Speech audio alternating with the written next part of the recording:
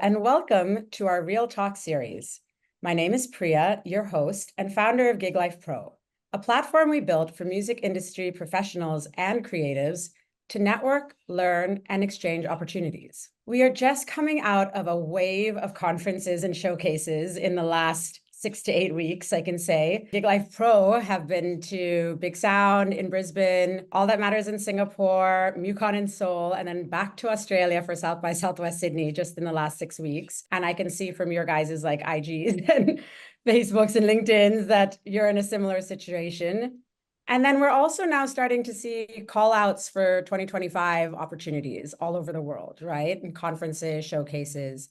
So we thought no better time while we have a little bit of a break to do a little deep dive in how best to navigate showcase and conferences. Today, I am joined by Nicole, Kukuh, and XTIE, who are equally well-traveled, having attended dozens, probably more conferences and showcases across APAC, Europe, and beyond. All right, let's get started.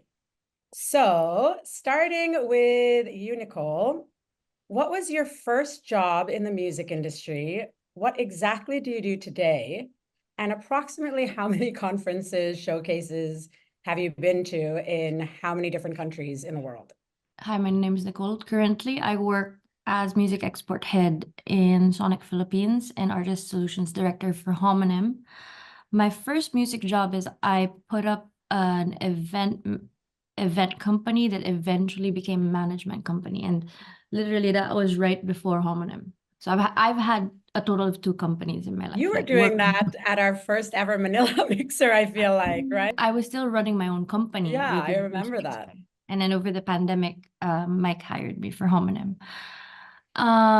Conferences in the past 15 years of working in the music industry. Okay, how about just I know you've been to like an extremely large amount. Just to give context, how many have you been to this year? And how many? This year, just 4. Just 4. Just 4, I think. Yeah. But like this month, 3. Right? But this year was my first year doing conferences in Europe. Oh. When I was still living in Manila, I was going to Singapore and Taiwan.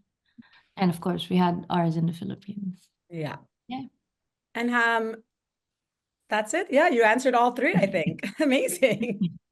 Kukuh, over to you. Okay, hi, Kukuh from Indonesia. I think actually my current company, Sarmiento, is my first job in the music. I used to be like art school student, and then my first job is I work for Nike, and then I'm working for some tobacco industry.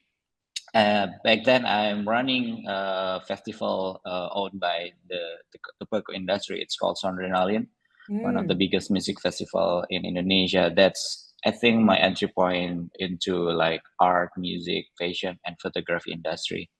Oh, interesting. So yeah, my current company is my first job in the music industry.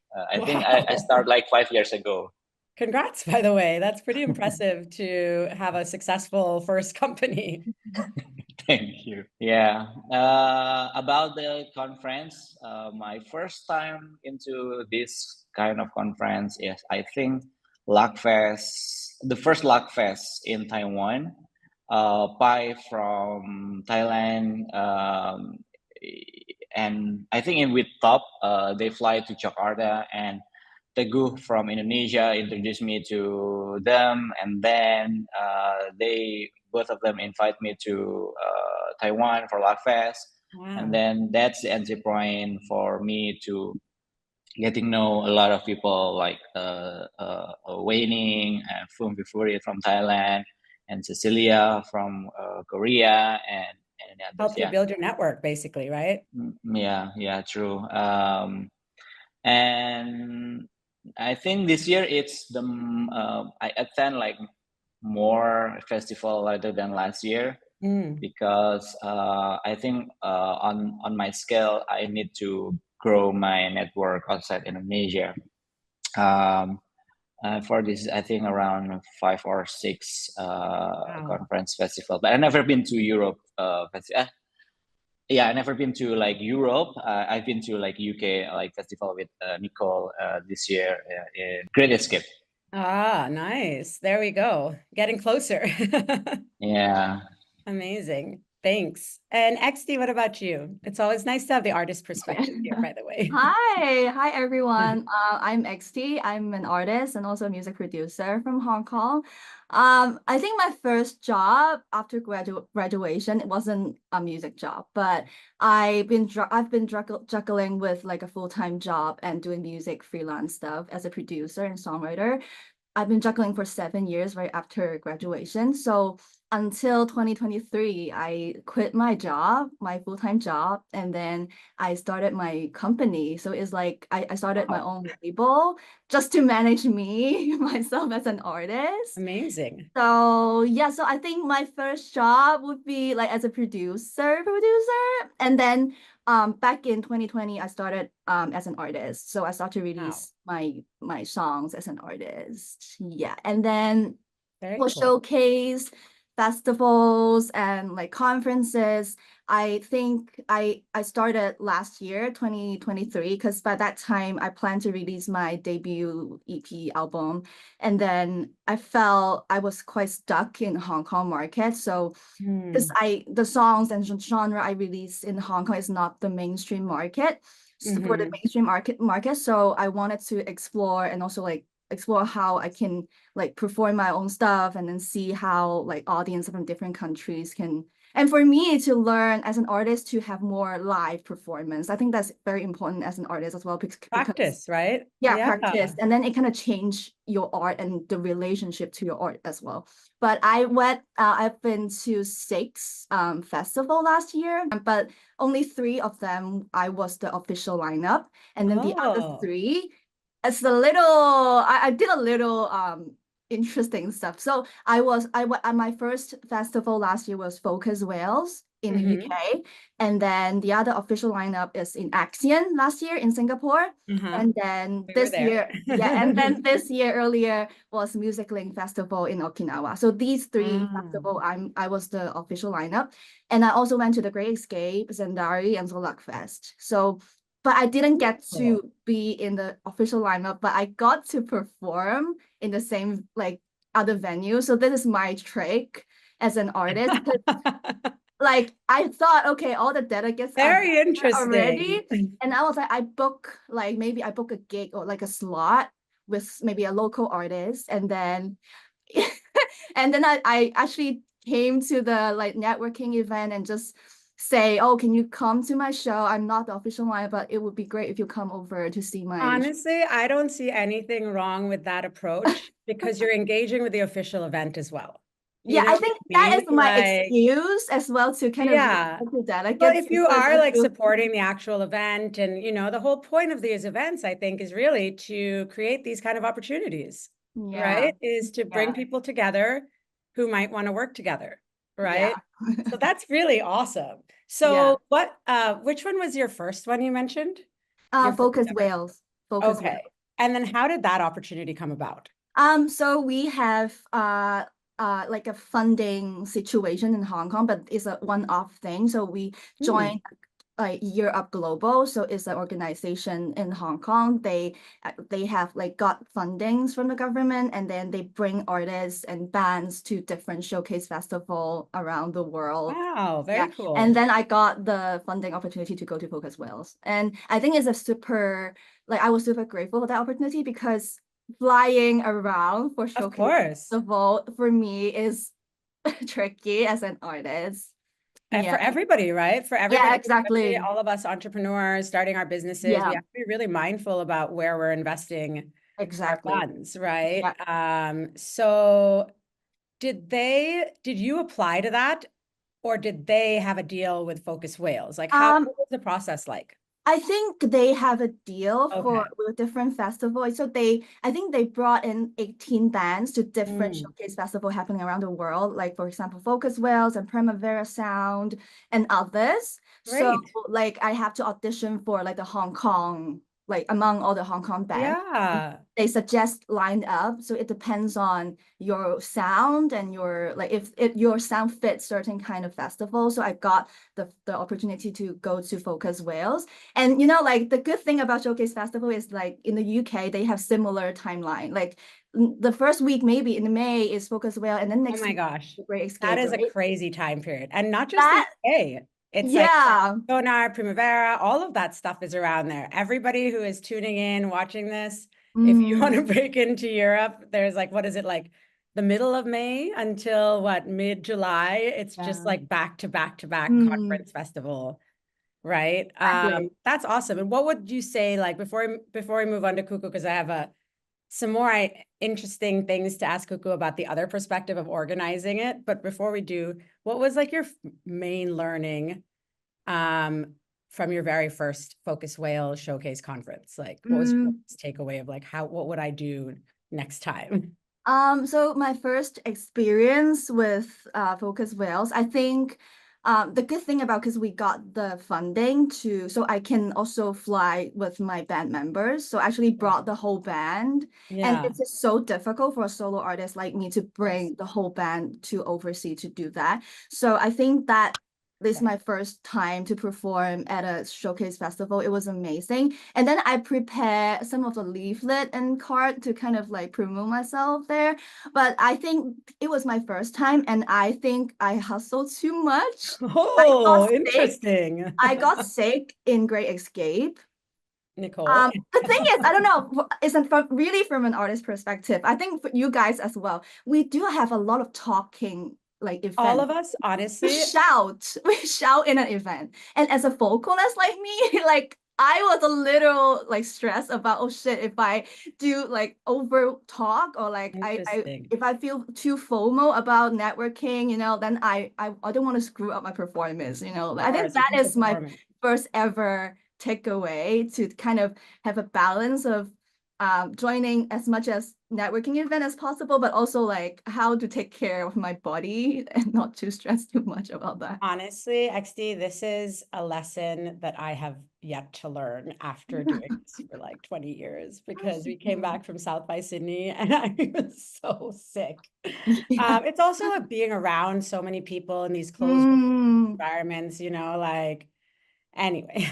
Yeah, anyway. Also attended so many global conferences, like I mean, especially the Great Escape, since you started organizing, and especially so many around the region that I'm not, you know, like sometimes I'm like, oh wow, look at this conference, you know, that Kukuh's going to. Yeah. And now you actually started organizing showcase conferences in Asia, right? Like first being part of the ASEAN group, and then you've also recently started doing your own events in Indonesia. So why did you decide to run a showcase conference? I'm not calling like only focus on showcase conference, but I trying to. So the main objective now I'm running like 3 different company. So 3 different main objective. Like the first one I started is running a Saniter. It's more like multi-label company. But the thing is, after 5 years, I have like some big problem, because this industry, like Indonesia music industry, it's still on the early phase of development. And I know that we have like huge numbers of population, but if I see it as a potential commercial, it's not that big. It's only like one big island, and then maybe like 2 or 3 big cities outside this big island. So I think I need to accelerate this kind of development, or this kind of knowledge network and everything. So the second company that I built is more media/event company. So I want to disrupt music media in Indonesia. Like in the past, we have Rolling Stone. I think we have Billboard Indonesia, but as a business model, they're not good. So they have collapsed their business. Yeah. But I think I have new formula to this kind of media. And in terms of media, one of the big revenue of this media is event. Yeah. So to put this into perspective, I want to make the market share of Indonesia bigger and bigger. So I need to accelerate by push music into non-music.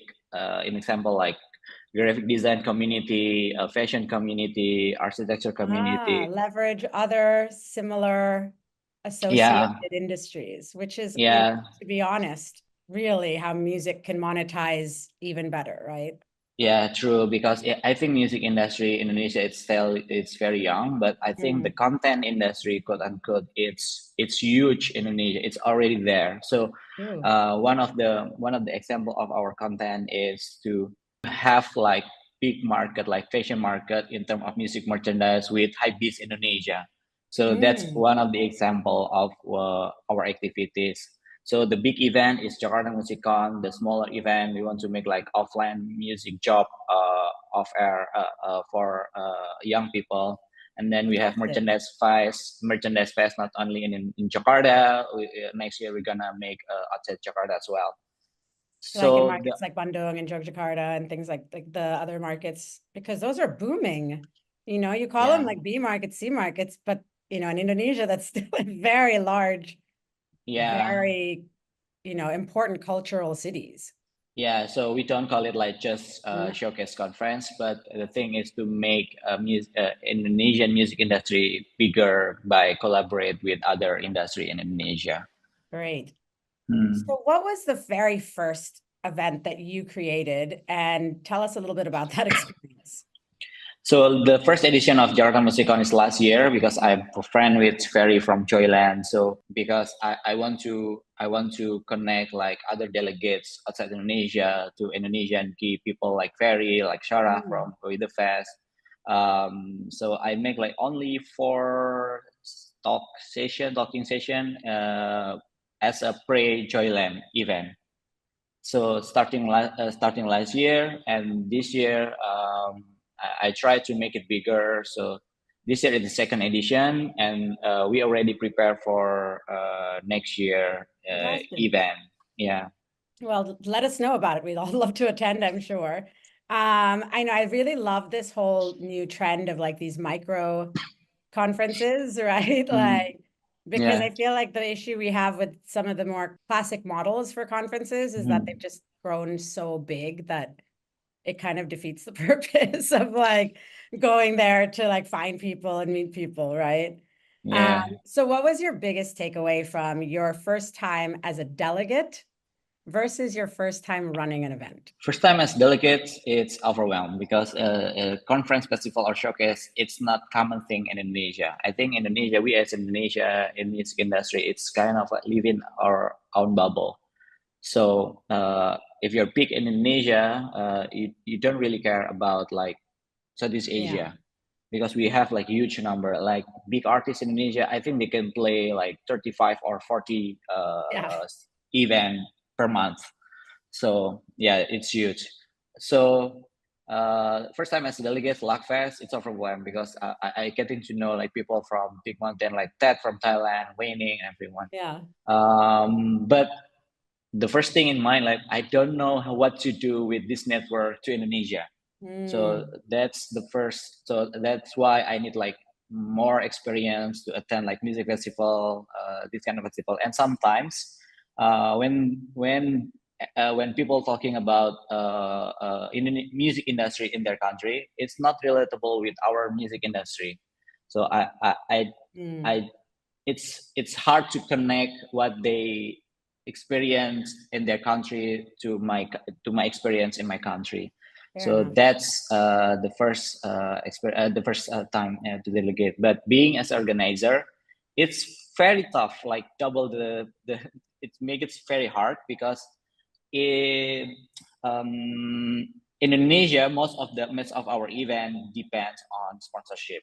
Maybe it's different than in maybe Thailand or maybe Taiwan. It's for us, we rely on sponsorship, and for sponsorship, it's very hard for them to trust me if I'm not putting big names on the headliners. So I think the first time as a pre-event, I don't call it like the first time, like zero edition of Jakarta Musicon, and this year is I think for me personally, it's the first edition. We kind of see at like prototype for next year and next year, but it's very hard to invite people as a delegate, because Indonesia is very far from their country. The second thing is sponsorship. It's very hard to make them like involved in this event, because they need to make a waiting and see like more success edition of Jakarta Musicon before they join on board. And for audience in Indonesia, we already have like a lot of big names in Indonesia. So sometimes if you want to invite other performer from Malaysia, Singapore, even from Philippines, it's very hard to promote them to Indonesia. Because all the big internationals come through Indonesia quite often. Yeah. I mean, Kukuh, if it makes you feel better, everybody has this problem, you know, in terms of like proof of concept for sponsors and delegates to kind of get behind it. You know, we experienced the same thing when we were creating our initial kind of like explores, etc. Right?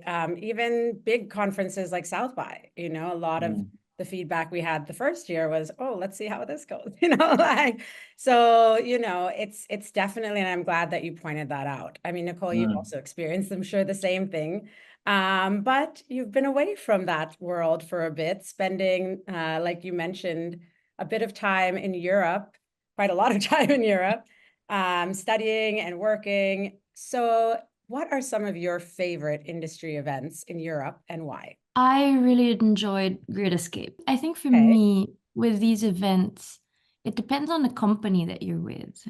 And let's make Kukuh cry. I was like the other delegates? Yeah, it is. It was like looking at the 4 conferences I went this year. I really enjoyed. I mean, we were an all Asian delegation, so I mean, and being away from home, it made me feel much better to be around them. Plus, I have this thing in conferences where I don't really make plans. So I was kind of just following Kukuh and Aryan and Akilish everywhere. Luckily for you, it strikes me Kukuh is the kind of person who does make plans. And then he's like, oh, there's this band playing here or there or there. And Joff as well. Joff was like, I'm going to watch this band and this band and this band. Yes.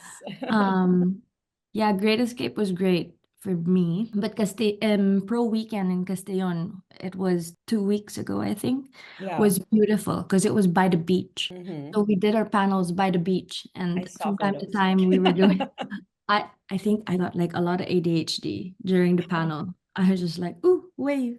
You know, I was kind of thinking of that when I saw that. I was like, because it reminded me of like when I went to Bali and I did a presentation to the Asiri board, Kukuh, and we were in Kuta in like a hotel, and I'm like there in like a long sleeve shirt and pants, like looking at the beach, like, why am I here? Why are they doing this to us? You know, like. That's why I was like I definitely wanted to ask you more about that later, Nicole. I actually prefer the micro festivals. Yeah. It gives you a lot more time to network, and watching the artists also, it's more intimate, I think. And you have more time to actually watch all the artists. Yeah. True. So Pro Weekend for me was actually really fun.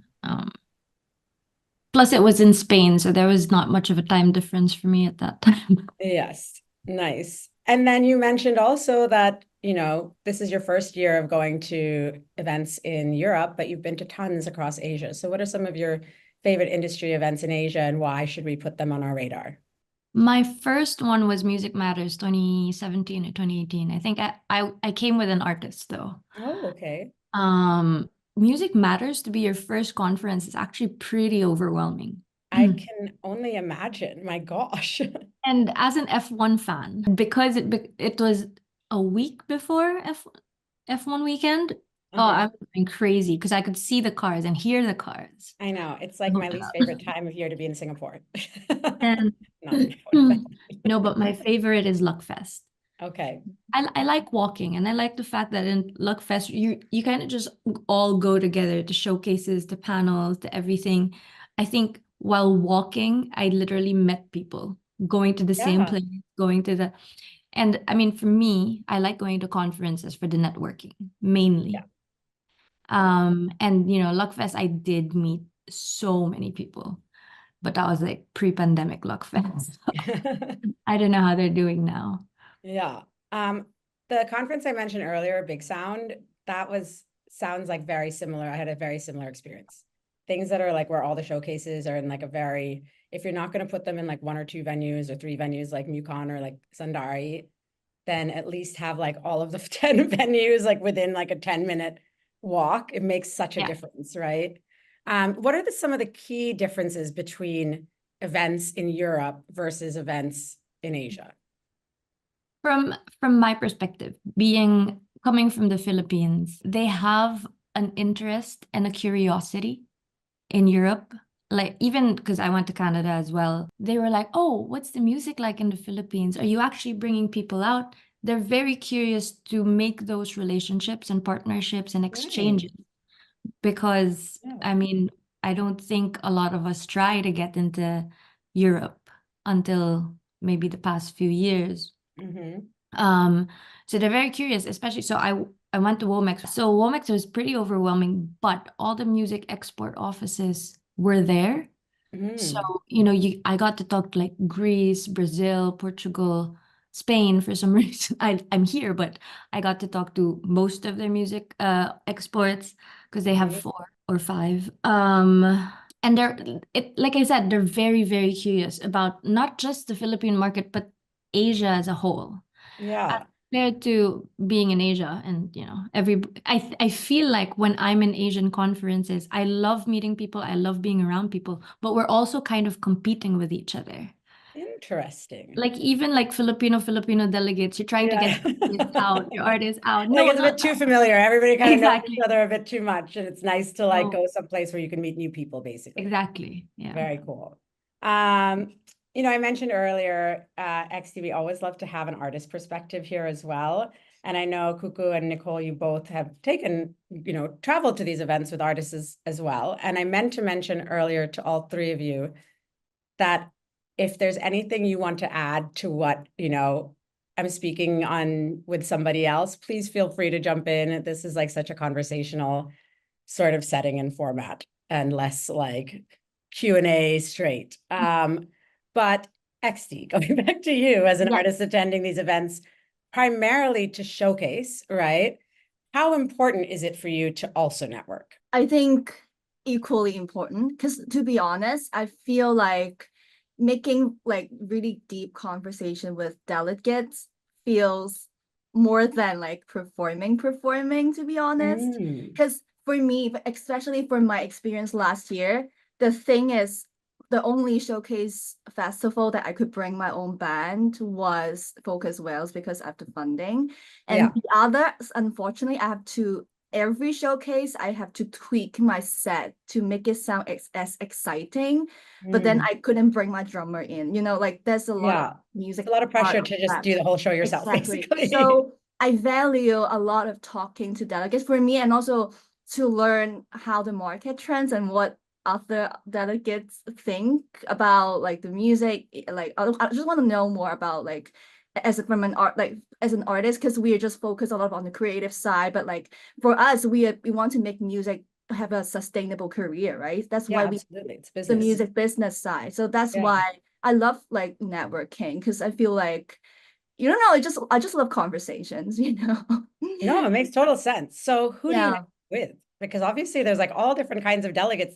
That's part of what's so overwhelming, I feel like, for all of us. I know. Yes. These things is just like so many different kinds of people here. I know. To be honest, you... so my first ever showcase festival was Focus Wales and the Great Escape, right? So it was in the UK, and they have a lot of delegates. And that time I was super overwhelmed because I don't know what are the priorities of my, like, do I need like a live agent first, or like do I need a manager first? Do I need to get to know the other artists first? Like I was just like exploring. And then, so my strategy that time, I just sent email to everybody before my performance. And then I sent another follow-up email when I land UK. And then I start to attend conferences just to learn the overall, just to have a feel of the overall atmosphere. So for my first ever experience, I was a little lost until I think I get into like Axion. It's my second showcase festival as an official lineup. I think I start to want to prioritize, okay, maybe I just target maybe agents or like book festivals for like, what do I want? Do I want more shows opportunity? Do I want to collab with other countries' artists, or do I want to get a manager? Even for me, I still need the three. But then I think like as an artist, sometimes you have to just have a priorities, you know, in your mind. And that's what I think is one of my biggest takeaway as well. Yeah. That's so great. I mean, honestly, I think it's just a lot of parallels, right? Kukuh and Nicole, with like how we run the business side of it as well, right? Like, because like the first time you're just kind of like a free for all, and then you have to be like, wait a minute, who do I really need? And I love every consultation I start with XTIE, I ask them that, like, what do you want? Like that, like, do you want shows? Do you want a recording deal? Do you want like, because that basically tells you who you need to meet, right? The other thing is like, you want to meet people who want to meet you, right? Like you want to meet people who are enthusiastically replying to meet you, and not like people you have to chase 15 times. And you know, at the start of it, you kind of mentioned how you had like the information thing that you handed out, and now you've been to a few more of these kind of events. So what else do you think is important to do or have at these events? I think I every showcase I did a little research on who are coming. And then for the Great Escape, I was super overwhelmed, and I made like an Excel sheet. Like I list all the like names, and then who are they? Like what kind of artists they have? And for me, I think I also sort out the genre, like what kind of artists they represent, because I am a pop artist. I'm an electronic pop artist, because there's only limited time. So I won't be able to chase for those who are only interested in bands, right? So I think that for me is another takeaway. It's like there's so many delegates, and then you only have like limited time, so you just want to make sure you are reaching out to the right people who may be interested in your work. My gosh, you're dropping like one gem after the other, XTIE. I know, right? Then it was a little overwhelming, because I felt like, I really want that opportunity, and I want to do my best to utilize the funding that I have. Yeah. Terrific. And then, you know, a lot of artists, I feel like I see struggle with this, where they come to showcase and then they have a bunch of opportunities like media and networking, and then they're off in the studio the entire time. Right. And it's like, well, that's also good. But, you know, like you're not going to be around this kind of people like that. So how do you balance doing like artist things, you know, like finding collaborations or getting some session time in or whatever, to like the business side of things?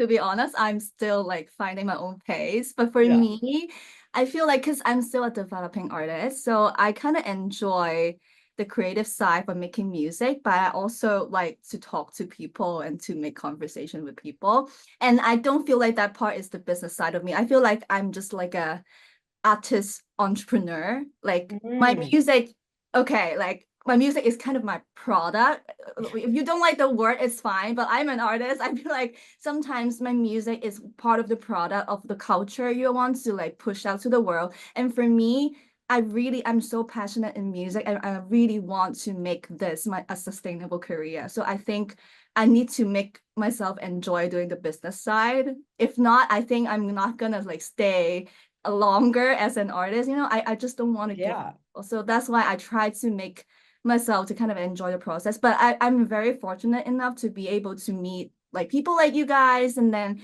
I feel like people are really passionate in music, and that's why we're here and we have a community. That's why I feel like it's less like tiring to do the business side as an artist. But to be honest, it is quite contradicting sometimes. You want to put a hat of like marketing stuff, but also you want to do artistic stuff. So that's why you build your team, right? Like, which is why you need to build a team, right? I'm like still that like looking for my will get you to the point where you can build a great team. But at some point, especially as your career takes off and like you have to do all of these other things, like for the creative side, your team kind of steps in to take over.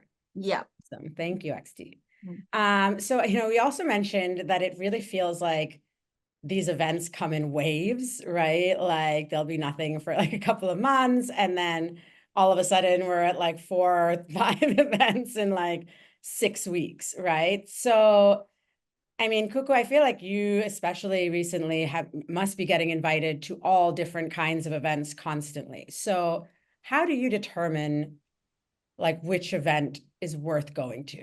I think everything I did, I need to break down or I make it a short list what I have to do. Otherwise, I need to do.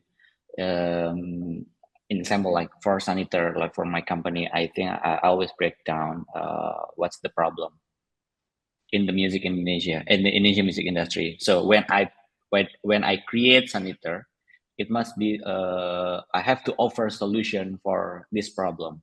If not, it's not gonna be sustainable.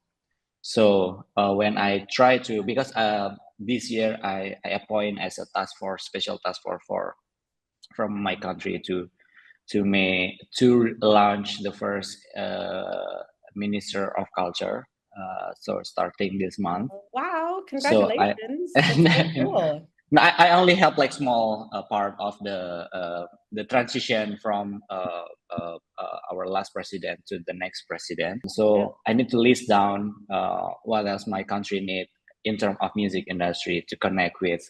Like, is it the label problem? Is it the media problem? Is it the awareness or the connection or just funding and everything? I think the priority is different every year.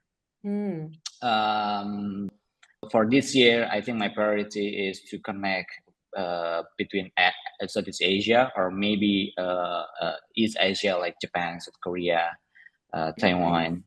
And I think next year, our priority is to make more connection between Southeast Asia. I think time after time, our market it's quite similar in example like Indonesia and Malaysia. I think we can do more collaboration between our Indonesian artists and Malaysian artists. And I think we can learn a lot from Thailand or maybe from Philippines, because we have like similar geographical, like we are archipelago country. How you can distribute like the logistic, like the flight is the big problem in Indonesia, right? The flight is quite expensive. Flying from Jakarta to Singapore, it's way cheaper than flying to other country in Indonesia. It's weird, but it's happened. So it's so funny, right? Because my Indonesian friends say that all the time, that like flying from Singapore to Bali is much cheaper than Jakarta to Bali. Yeah. And I was like, wow, this is so interesting. Yeah, so that's why I think that's when I got invited to other festival, I need to like overlay what's our problem as a country, because I have like 3 different company and 3 different point of view. The first one is more artist-centric development, how to build the career of the artist from 0 to 100, example.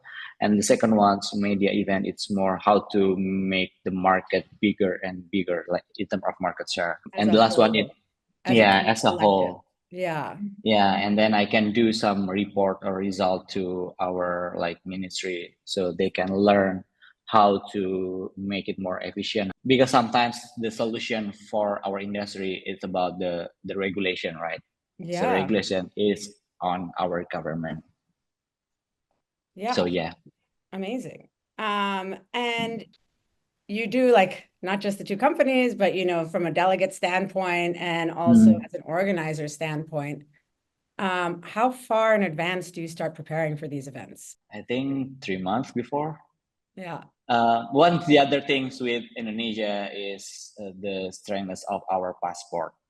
So I need to have passport management way before. So I need to Indian citizen here. I understand. I think we Philippines are like Hong Kong. Is it? Hong Kong is, I think it's easier. I think so. Yeah. Yeah. So we feel you. Yeah, I need to like already prepare for next year. What kind of festival I want to attend, and I already told my friend if they want to like when their festival. and not only festival, if there are any concerts. So I need to like prepare the visa management process way before. So yeah, that's the thing with us in Indonesia. Honestly, I mean, it's so interesting because I feel like in Asia, most of us have this problem, yet this is like a region where there's like the least amount of notice for Yeah, but events, you know? yeah, but someone already explained about the APEC business travel card, if you ever heard about that. So you can go to like America, Korea, Japan, most of Southeast Asia as a diplomat. What? So you don't have to apply for visa, and you don't have to queue on the airport, so you can go to the diplomat lane. Oh, It's Can you called please like APEC share that business travel information in the card. chat, please, Kukuh, because like Can you type that, that please? is very helpful, that is honestly. helpful for everybody. Yeah, so yeah, it's happening in Manila, because my friend like I use that card, my friend's card, so I can, because in Manila, so the queue it's very long for yeah, but it's not that expensive, but every country have a very specific requirement if you want to Yeah. apply, so everyone can apply. There's a agreement between this country under APEC, so it's very legal and you can apply on your ministry, depend ministry in every country. Good, very good information here, guys. Thank you. Like, Did you know that I actually missed Focus Wales this year because of visa? I did. missed Primavera multiple times because of visa. Like the amount of things we've missed because of visa, honestly. Like, I mean, this just goes to show like we really should be planning ahead for these things. Like I'm doing my 2025 calendar as far as I can now, you know, not just for visa, but there's also like a bunch of other things that you need to prepare Yeah, either as a showcase person or a delegate, or if you're yeah, an analyst or anything, yeah. right? Like, I think yeah, it's getting serious, and I think last month I went to like Asia in Manila, and there's some discussion about this. So it's everyone problem in Southeast Asia, and someone from like Philippine government, I think they already have this discussion and bring to like ASEAN Secretariat. So I don't know. It's very long process, but I think as a performer or as a music a product, we need to have like privilege for to this kind of problem. right. I like the 3-month thing. I think 3-month is like a fair, you know, because like in Europe, things are done like, I mean, Primavera is already like almost sold out for next year, right? Like Yeah, it's so much easier to plan these events. Plus, like in Asia, they move the timing of events constantly. So it's not even like, yeah, you know. And Nicole, I wanted to talk to you a little bit more because again, you similar to Kukuh have done kind of both sides of it, right? As you've attended as delegate, but you've also been involved. Well, actually, you've done all different kinds of sides of it, where you're exporting, you know, working with export offices and taking delegates and artists places, and they're hosting them in Manila. So how do you recommend, or what do you advise artists and delegates when you're bringing them to a conference on how best to prepare? Divide and conquer. Yeah, so if you a group of Nice. delegates or an artist, you divide and conquer. Choose the people. I mean, XT is doing it with an Excel sheet, so that's perfect. Yeah. Color code it, like Right, level up, exactly. color code it. But yeah, but I think 3-month preparation makes sense. Like I feel like go like this month going from conference to conference to conference, I didn't get that much time Yeah. prepare. But most of the conferences now have apps. Like on your downtime, go through that app, go through the delegates, go through everything. Like it's your ultimate stalker mode when preparing for conferences. And like from a delegate side, don't be too snobbish. Like I hate it. I hate not replying to people. Even if I don't want to meet them, I hate not replying. I hate it too. Karma. As an Karma. So I always make sure to reply, or I always make sure to at least spend like 5 minutes with them. What's 5 minutes of your life, right? Agreed. And because Totally there will agreed. always be, it's either like if you don't give them those 5 minutes, they might be chasing you around, and you don't really want that. But you also have to remember back to the time where somebody gave you those 5 minutes, Exactly. right? Before people were asking you for your 5 minutes. That's how Exactly. I see it all the time. And like every conference, I think I change my elevator pitch. When it's around Asia, it's a bit easier, especially in the Philippines. Actually, on that point, because I realize I throw that word around a lot and a lot of people don't understand what that means. What is an elevator pitch, Nicole? So you're in an elevator and you have X amount of time to present yourself. Basically, it's your 2, 3, 4 sentences to present yourself. And in those few seconds in the elevator, you have those few seconds to get their attention. So, like when we were doing music, Sonic branding, it was the easiest because they're like, "What's Sonic branding?" And I'm like, "Oh, Yeah. Sonic branding is when you open Netflix, what's the first thing that you hear? Ba-doom." And everybody knows that. So exactly. but That's so good. you do cater you do change your elevator pitch to cater to certain markets.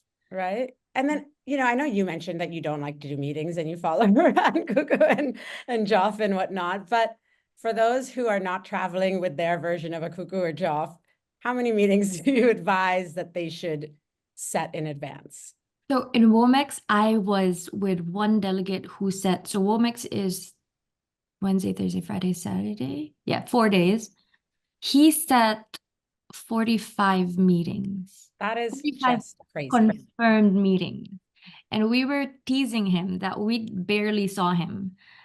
I mean, And he I probably think, barely saw himself, honestly. yeah, we barely saw him, and we would only machine. see him in showcases. But he got to book a bunch of bands for himself. So I'm not saying go book 45 meetings. I mean, maybe 4 or 5 a day is good enough. Yeah. A lot of these people, especially in a very small showcase or a small town, you would be seeing in the breakfast buffet anyway, or in the bar or anywhere. Like those can be your elevator pitch people. But like in terms of meeting 4 to 5 a day, prioritize which ones you really want to talk to. And like you said, that would actually want to talk to you. Yeah. No, I think that makes total sense. And I think you covered that section of it really, really well. I feel like everybody's really providing very specific and useful information so far. I also want to say that people should rest so There's that you this don't big get sick. thing that we forget, like I've started doing this now this year only, where I actually block off like an hour to be back in my room in the middle of the day. Hello, we're not getting any younger. Like, when we were doing Great Escape, I always had siesta. I was like, bye guys, I'm gonna go to nap. Because at the end of the day, if you are not able to show up to meetings with energy, what's the point? Exactly. Right. And also eat when you can, because you never know when your next meal is. I swear. I really struggle with that one as well, because I like to have like a real dinner. So I'm like super cranky by the end of the night. I always have instant ramen in my suitcase. And I always have biscuits in my bag, just in case. Very good tip. I mean, being a delegate or a speaker or, especially like showcasing, but not, I mean, for us, like being a delegate or, speaker is kind of our version of showcasing as an artist, especially in a foreign market with different languages. It's super daunting, but as you guys have all shared, when you do it properly, it can be incredibly, incredibly rewarding, right? So XD, taking from your first learnings, how now do you promote your showcases and tours to ensure that like all the right people are in the room? I think I will like continue to do the Excel sheet, because for me it's my way of like working to make me like, okay, I'm very organized on that, and I take off the stress, because I also have to like have a little stressful to like the performing side. So like I just use like some efficiency tools to kind of like sort out the people, and also like I just like need to do more research on the people that I want to meet, and also like I actually do have something that I learned, like very specific learning. I'm not sure you guys will agree, is that like, because delegates also get pitched by the artist, and the size of the leaflet is so important. Like you cannot print too big, you cannot print too small. So like Oh, yes. I know this is super specific, but like it's need to be very handy. But like the quality of your promotion card or leaflet has to be like well kept, because the delegates are so busy. And then they just put it in their bag, their tote bag, and then it's so easy to get in the bottom of their bag and they forget about you. Like all of these kind of things, like a lot of details. I think it takes several festival and learn from the experience. And then yeah, I think I'll just keep doing like the promotion stuff. And you know what? Like for the first ever showcase, I distribute my CD, and I regret that. I regret that because the cost is too big for me. But I thought, oh, that is my official branding, and it was okay. But then the more I go to these events, I feel like it's not as worthy as I print like little cards, like these kind of cards. Exactly. You're so right. Because honestly, the reality for us delegates, right, is that like we come there with a little suitcase, and whatever space we have, we typically want to buy a lot of food and bring presents home. Like, you know, and then you're spending all this money and a lot of it just doesn't even make it back. You know what I mean? Yeah. Right? I mean, actually to that point, like Kukuh and Nicole, if you have anything to add to that, like how have you received, like what are some of the things that you've gotten from artists that make you want to attend their showcase? I got I don't know where I put it. It should be somewhere. I have like a pile of stuff. Your favorites? Like I have a pile of stuff and calling cards and everything that I said I would get to this week. But I got like something similar to XTIE, but they're calling it trading cards, basically, the photo card. Oh, yeah. I got it from a manager in Canada, and she just signed a Filipino artist. And I said, it's such a shame that you don't have a photo card of that Filipino artist, because I would have wanted one. But she had one for every artist, and the usual, the QR link and everything. But you know what's happening, Priya? You say usual, but one of the major faux pas, one of the major faux pas, yes, put your branding on everything and make really cool merch, basically, is the answer, right? But QR code's so important, right? Because like, and Insta, because the amount of showcases I've personally attended where I really like the artist, but I have no idea what to tag them and their socials. It's like, right? I think though it's easy also for us. Make it easier for us. I think also to remember you. That doing a QR code, like as a delegate, I tried it in Great Escape to do QR business cards. Yeah. I found it more difficult to follow up after. Me too. Because it's just all on my phone. Me too. So I do like receiving the physical ones. I'm not gonna lie. I know it's not good for the environment, but I'm sure now we make them with like recycled paper. But I also love those festivals or conferences that give you the delegate pass with a plastic case, because I put all the cards there. Yeah. Very, very hot tip there as well. We're actually almost out of time, which is remarkable in terms of like how quickly that time went by, but makes sense in terms of the amount of great information that all three of you were able to provide. Thank you so much. But before we go, I did want to let each of you kind of give your last sort of like key takeaway as people enter like 2025 conference showcase season. What is the most important thing that they should go into it kind of in their mind or knowing how to do? So Kukuh, let's start with you. Maybe let's start with Nicole. Okay, fine, Nicole. I feel like Nicole has it on the tip of her tongue. And Nicole, feel free to pass it on to XTIE. XTIE, you can pass it back to me if you want. Come on, XTIE, you got this. Oh, okay. Yeah.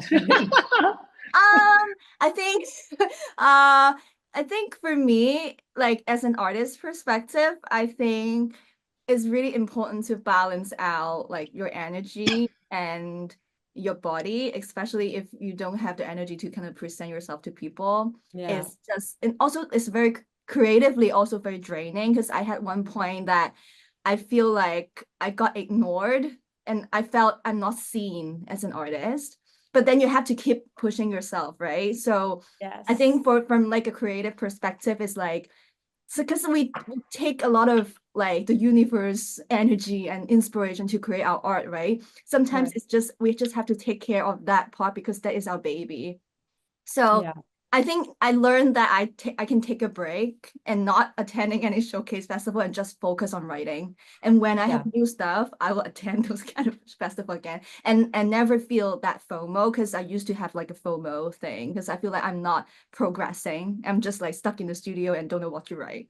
So Love it. Don't take anything personally and don't get FOMO when you Yes. need to take some time away from these things. I Yes. love it. Okay, next up. Who wants to take it? It's not my thing to give some advice to other people, but You've I been think giving advice this entire time. It's been great. No. Maybe I should just ask a different kind of question. It doesn't feel like advice. Yeah, but I think for me, being genuine, it's more important than before.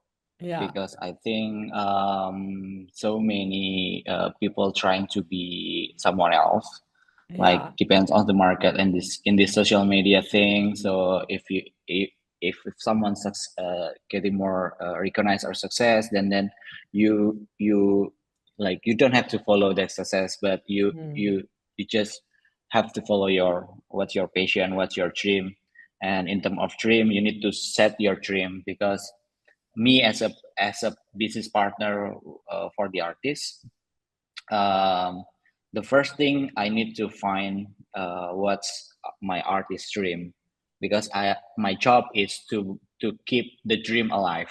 Because in Indonesia, I think on medium scale you already like perform on every big festival in Indonesia, like Joyland. I think, one example, my artist, I think they already perform in Joyland, Sonrenalin with the Fest. So I need to make their dream like bigger. I need to make the point of view is much wider than before. So it's make the product sustain more longer than before, because the artists now, yeah, I think nowadays is artists have different skill set than like 10 years ago. I think 10 years ago artists should be good at songwriting, but today the artist should be good at least a basic songwriting, because they can work with other music producer. They need to be good at copywriting, because in our market lyric it's very important. So you can make a good caption for your social media. You need to be good at the CapCut so you can make good social media content. Oh my gosh. I see So you're just like, I know. yeah, so I think being artist, it's more harder and harder. I think you need to make your dream like bigger than before, so you can just follow the passion. Wow. Well, Kukuh, for somebody who does not like to give advice, you're very good at it. Thank you. Nicole, any final words before we say goodbye to everyone? I mean, since they've covered much of it, let's just put it at take care of your health. Yeah, I know, right? Just put it there. We keep saying it, What but a it's tough so industry, important. guys. Yes. I mean, it Without- is like, you know, you do get FOMO. You do, especially if you're in a WhatsApp group and you're seeing all the photos and you want to be part of it. Don't worry about it. To see this one artist do a performance, or to have that special moment, whatever it is, at the end of the day, if you don't have your health, none of it matters, right? Like you're not going to be able to enjoy it anyway. And it's physical and mental health. If you're too overwhelmed, take a rest. It's fine. Yes, I'm glad all three of you kind of mentioned that as well, because the mental part we kind of overlook a lot, right? Like just this drain of just talking and talking and talking, the drain of rejection, because we all get it, even on the industry side, right? When like somebody doesn't want to have that meeting with you, not everybody is conscientious like we are, and like, right? So I think I'm really glad that we're kind of ending it on this very, very positive, take care of yourself note. Thank you once again, all three of you. You all have such great experiences and insights to share with us. And I actually look forward to watching this again.